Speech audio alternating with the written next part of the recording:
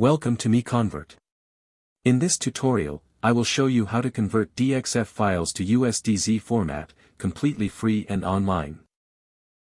Open your browser and search for DXF to MiConvert.com. Click on the first result to go straight to the converter. You are now on the DXF to USDZ converter page. The interface is clean and easy to use. Let's upload a file. Click the Choose File button. A file picker will open. Select the DXF file you want to convert, then click Open. Your file is loaded and ready. You can see the file name, size, and destination format. Click Convert now to start the conversion. The conversion is in progress. You can see the progress bar moving. This usually takes just a few seconds. Done. Your file has been successfully converted.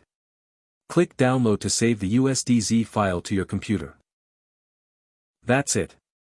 Visit MiConvert.com for more free conversion tools. Subscribe for more tutorials. Thanks for watching.